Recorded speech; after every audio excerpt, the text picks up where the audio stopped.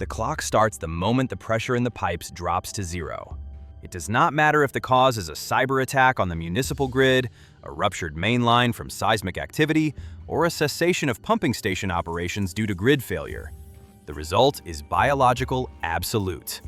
3 days, 72 hours. That is the maximum operational window of the human organism without hydration before cognitive decline spirals into organ failure. The urban environment is designed to obscure this fragility. Modern architecture and city planning rely on the illusion of infinite flow, hiding the reality that a high-rise apartment is effectively a desert cliffside the moment the pumps stop. You are living in a concrete sarcophagus. Most urban residents operate under a cognitive bias known as normalcy bias. The retail industry exploits this by selling convenience, not survival. The standard advice propagated by lifestyle blogs and superficial emergency guides is to stock up on cases of bottled water. This is a logistical and tactical failure. A standard case of 24 half-liter bottles provides roughly 3 gallons of water. To survive a 30-day grid-down scenario, which is the minimum baseline for a localized societal collapse, a single individual requires 30 gallons for consumption and hygiene. A family of 4 needs 120 gallons. Relying on single-use retail plastic requires storing 40 cases of water. This volume consumes 25 cubic feet of prime living space, creating a massive, visible stockpile that signals resource abundance to desperate neighbors. Visibility is a death sentence in a resource-scarce environment. Furthermore, the polyethylene terephthalate, PET, plastic used in single-use bottles is chemically unstable over long periods. Under heat stress or UV exposure, PET leaches antimony and phthalates into the water, slowly poisoning the supply you are banking your life on. The retail supply chain has sold you a degradation timer, not a life insurance policy. The second fallacy is the bathtub strategy. Emergency alert systems often instruct residents to fill their bathtubs when a storm approaches. This advice is scientifically unsound for long-term survival. An open bathtub presents a massive surface area for contamination. Dust, debris, and airborne pathogens settle immediately. Without an airtight seal, evaporation rates will deplete your reserve by sheer thermodynamics. More critically, the glaze on modern ceramic or acrylic tubs often retains microscopic residue of soap, chemical cleaners, and exfoliant microplastics. You are creating a stagnant pool of chemical soup that will breed bacteria exponentially within 48 hours at room temperature. Open water is dead water. To survive in a microenvironment like a studio apartment or a one-bedroom unit, you must abandon these amateur tactics and turn to fluid dynamics and structural engineering. You do not need more square footage. You need to utilize dead volume.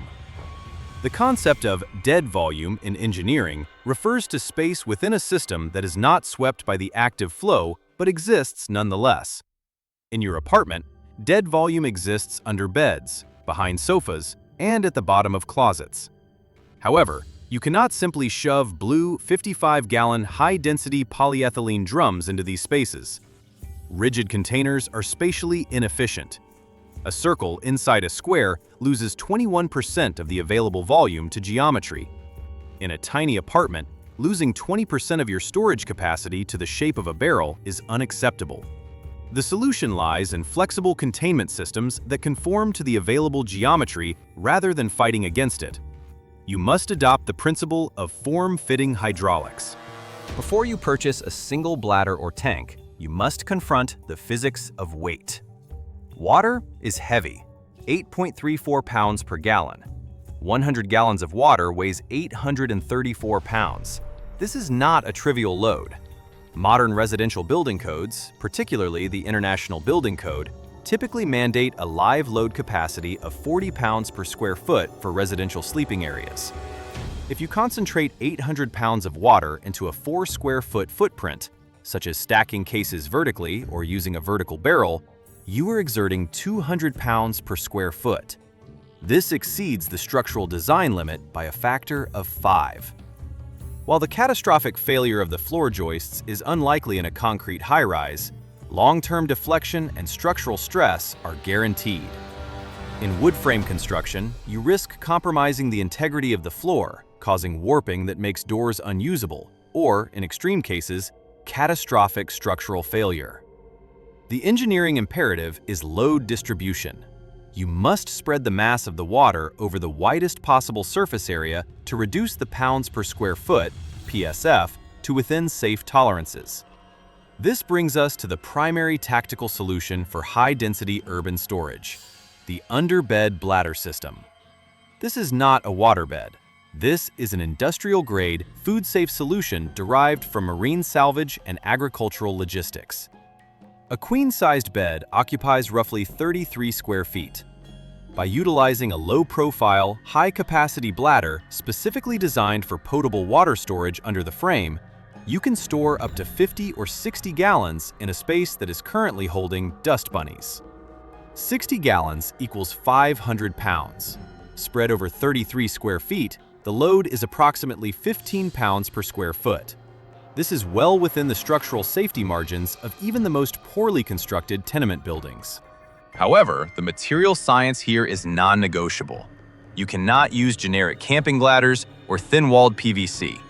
You require TPU, thermoplastic polyurethane. Unlike PVC, TPU contains no plasticizers or phthalates. It is resistant to hydrolysis, meaning the water will not break down the chemical bonds of the container over time. PVC off-gasses volatile organic compounds that will make the water taste like a chemical fire and potentially introduce carcinogens into your bloodstream. Cheap plastic is a slow-acting poison. The bladder must be opaque to prevent photosynthesis. If light hits your water, algae will grow. Algae turns your survival reserve into a biohazard. Darkness is the first preservative. Implementing this system requires a specific protocol. You do not simply slide a bag under the bed and fill it with a garden hose. That is a recipe for a flooded apartment and a destroyed floor. The friction coefficients of a filled bladder are immense. Once filled, a 50-gallon bladder is an immovable object. It becomes a permanent fixture of the room's geography. You must position the empty bladder, ensure the bed frame has adequate clearance, typically 6 to 8 inches, and creates a protective cage around the bladder without puncturing it. A single exposed nail or splinter is a catastrophic failure point. You must lay down a protective substrate, a heavy-duty tarp or felt liner, between the floor and the bladder to prevent abrasion from the subfloor. Once the logistics of the underbed system are understood, we must address the secondary hidden zones. The urban apartment is full of vertical gaps that are ignored. The gap behind the sofa, the space between the refrigerator and the wall, the dead corner in the back of the pantry. These are not spaces for random junk. These are silos for modular, rigid storage. But again, the geometry trap applies. Round bottles are the enemy. You need jerry cans or rectangular carboys made of HDPE. High-density polyethylene is the gold standard for long-term fluid storage. It is opaque, chemically inert, and incredibly durable. Its rectangular footprint allows for modular tessellation. You can brick stack them. A standard 5-gallon jerry can measures roughly 7 inches wide. That 6-inch gap behind your couch can hold a row of 4 cans. That is 20 gallons of water invisible to any intruder. But storage is only the first half of the equation. Stagnant water is subject to the laws of entropy. Without chemical intervention, even the purest water in the darkest container will eventually succumb to bacterial entropy. Sterility is a temporary state. The industry wants you to buy expensive water preservers, proprietary chemical blends sold at a 400% markup. This is a tax on ignorance. The chemistry required to keep water stable for 5 years is simple, cheap, and readily available, but it requires precision. If you get the ratios wrong, you either fail to kill the pathogens or you poison yourself with chlorine toxicity. The solution is not liquid bleach. The common household bleach bottle sitting under your sink is a ticking clock of chemical impotence. Sodium hypochlorite in a liquid state is thermodynamically unstable. From the moment it leaves the factory, it begins to degrade into salt and water. Within 6 months, its potency can drop by 50%. If you rely on a bottle of bleach you bought 2 years ago to sterilize your emergency water, you are essentially pouring salty water into a bacterial breeding ground. The pathogen load will remain active and dysentery will follow. You need a shelf-stable oxidizer that ignores the passage of time. You need calcium hypochlorite. This is the standard chemical used in municipal water treatment and swimming pool shock.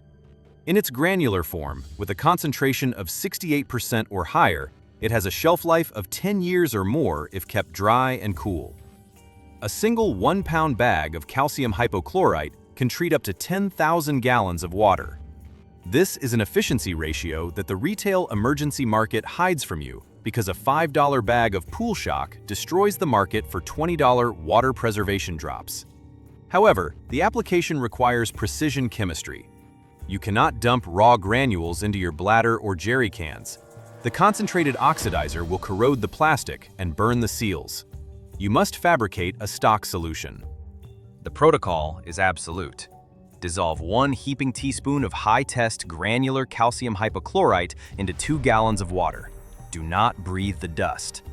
This creates a concentrated chlorine solution. From this stock solution, you add 1 pint to every 12.5 gallons of water you wish to treat. This achieves the necessary sterilization threshold to neutralize viruses, bacteria, and giardia without rendering the water chemically toxic to the consumer. This transforms your passive water storage into a chemically defended fortress. Chemistry is your only defense against biology. Once the water is treated and stored, you face the logistical nightmare of extraction.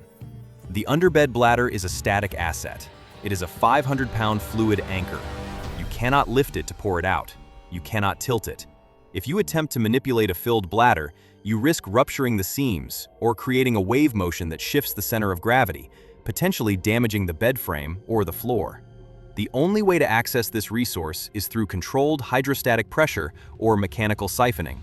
Do not rely on electric pumps. In a grid-down scenario, batteries are a finite resource that must be conserved for communications and light, not water transfer. You need a manual, positive displacement siphon pump or a food-grade shaker siphon. But physics dictates a limitation here: gravity. For a siphon to function, the source liquid must be higher than the destination container.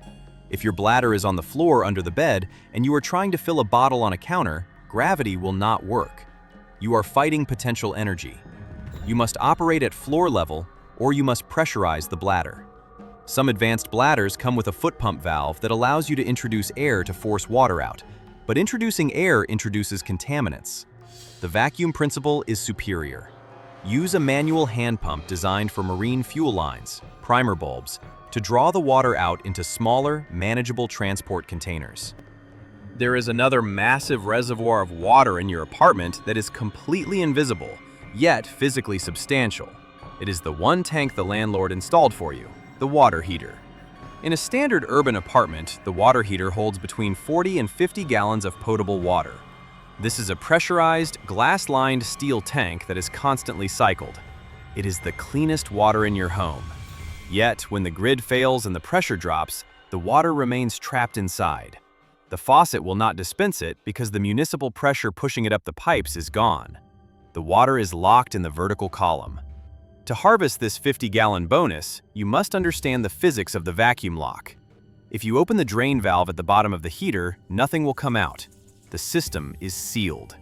It is like putting your finger over the end of a straw filled with water. To release the flow, you must break the vacuum.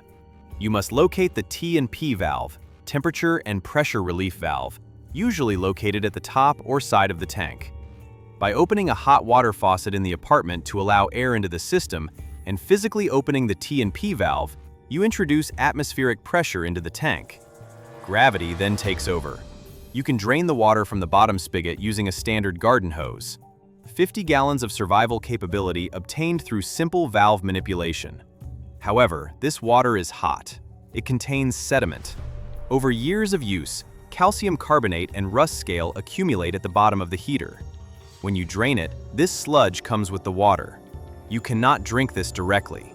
This necessitates the final layer of your hydraulic defense system, filtration. Do not confuse filtration with purification. Purification kills things. Filtration removes things. The calcium hypochlorite killed the bacteria. Now you need to remove the dead bodies, the sediment, and the chemical taste. The retail market pushes survival straws. These are toys. They're designed for hikers drinking from a stream, not for a family surviving a month in a collapsed city. Sucking water through a straw is calorie inefficient and psychologically demoralizing. You need gravity-fed filtration. Ceramic elements are the standard. A 0.2 micron ceramic filter will physically block bacteria and protozoa. Combine this with activated carbon to absorb the chlorine and volatile organic compounds. You do not need a $300 brand name system.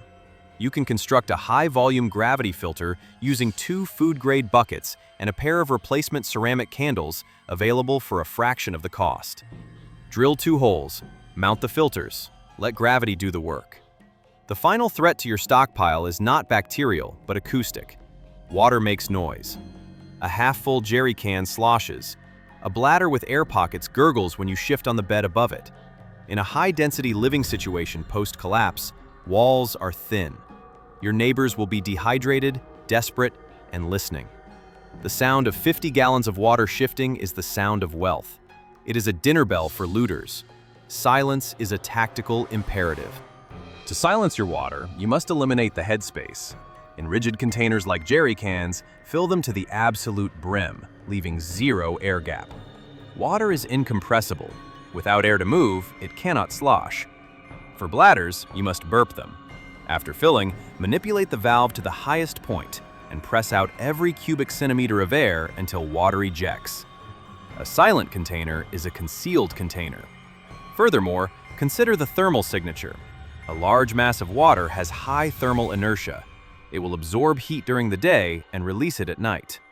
If you are in a situation where thermal imaging is a threat, unlikely for average looters, but possible in militarized zones, a cold spot under the bed is a beacon. Insulate your storage. Throw heavy wool blankets over the bladder. Mask the thermal anomaly. You have now secured 100 gallons under the bed, 20 gallons behind the sofa, and 50 gallons in the heater. You have established a filtration and purification protocol based on industrial chemistry. You have silenced the acoustic signature. But you have one remaining vulnerability: the biological output. You are consuming water, which means you will be producing waste. With the water grid down, the toilets do not flush. Pouring your precious drinking water into the toilet bowl to force a flush is a mathematical suicide. You are throwing away life to move waste. You need a dry sanitation strategy, or your apartment will become a biological weapon pointed at yourself within 72 hours. The modern flush toilet is a mechanism of suicide in a grid-down scenario. It is a luxury device predicated on infinite water pressure and infinite sewer capacity. When the grid fails, the pumps that drive the sewage systems halt. Gravity-fed lines will function briefly until the main interceptors clog with solids that are no longer being pushed by the requisite volume of water. If you pour your survival reserve into the bowl to force a flush, you are trading 3 days of life for a momentary convenience. Worse, you are contributing to a localized blockage that will eventually force raw sewage back up into your bathtub drain. The pipes flow both ways. You must disconnect from the municipal sewer immediately. The solution is biological isolation. Do not use the bucket strategy indiscriminately. Mixing urine and feces in a single container creates a chemical reaction that accelerates decomposition, producing ammonia and methane. This stench is not just unpleasant, it is a beacon to neighbors and a stressor on your already taxed psychological state. Furthermore, a wet slurry of mixed waste is the perfect culture medium for cholera, typhoid, and dysentery. In a confined apartment, an outbreak is unavoidable. The engineering solution is source separation. You require 2 distinct containers, one for solids, one for liquids. Urine is chemically distinct. It is sterile upon exit and rich in nitrogen. It can be disposed of easily or even used as a fertilizer if diluted, though in an apartment, disposal down a sink drain, followed by a cup of bleach, or outside is preferable. Solids are the threat. They must be desiccated. Moisture is the fuel of bacteria. By depositing solid waste into a bucket lined with heavy-duty bags and immediately covering it with a carbon-rich material, sawdust, cat litter, peat moss, or even shredded paper, you arrest the decomposition process. You are essentially mummifying the waste. This stops the smell and halts the pathogen bloom. Dryness is safety. With the waste stream managed, you must turn your attention to the internal hydraulics of the human body. Storing water is useless if you consume it incorrectly. The average person has been conditioned by sports drink marketing to hydrate constantly. This leads to the sipper's fallacy. In a survival situation, panicked individuals often ration water by taking tiny sips throughout the day. This is physiological sabotage. When you sip, the water often evaporates on the mucous membranes or is absorbed before it reaches the vital organs. It fails to trigger the body's satiety signals, leaving you constantly thirsty and stressed. More critically, the kidneys require a certain hydrostatic pressure to filter toxins from the blood. Microdosing water keeps the kidneys in a state of low-flow stress, allowing toxins to accumulate. You must adopt bolus drinking. Consume your ration in larger, distinct quantities, half a liter at a time, twice or 3 times a day. This floods the system, allows the kidneys to flush effectively, and hydrates the tissues deeply. It also provides a psychological reset. However, you must align your intake with your activity. Digestion consumes water. The hydrolysis of protein requires significantly more water than the processing of carbohydrates. If you are eating high-protein survival rations, jerky, canned meat, while low on water, you are accelerating dehydration. Metabolism is a water tax. Adjust your diet to your water availability. Eat carbohydrates when water is scarce. Save proteins for when you have a surplus. The final layer of your hydraulic architecture is the gray water cascade. In a functioning society, water is used once and discarded. This is a luxury you can no longer afford. Every molecule of H2O that enters your apartment must perform at least 2, preferably 3, duties before it leaves. Water used for boiling pasta or rice is starch-rich and safe for consumption. Drink it as a soup base. Water used for washing vegetables or hygiene must be captured. Do not let water run down the drain. Wash hands and faces over a basin. This collected gray water contains soaps and surfactants. While unsafe to drink, it is perfect for soaking dirty clothes or, in a dire emergency, the initial cleaning of surfaces. However, you must understand the microbiology of gray water. Unlike clean water, gray water contains organic matter, skin cells, food particles, bacteria. It effectively rots. You cannot store gray water for more than 24 hours. It will go septic, developing a biofilm that releases toxic hydrogen sulfide gas. Use it or lose it. The cascade must be immediate. Clean water becomes gray water. Gray water becomes cleaning agent. Cleaning agent is discarded. We have now constructed a fortress of fluid dynamics. You have hidden 170 gallons of water in a space designed for none. You have secured the chemical means to sterilize it.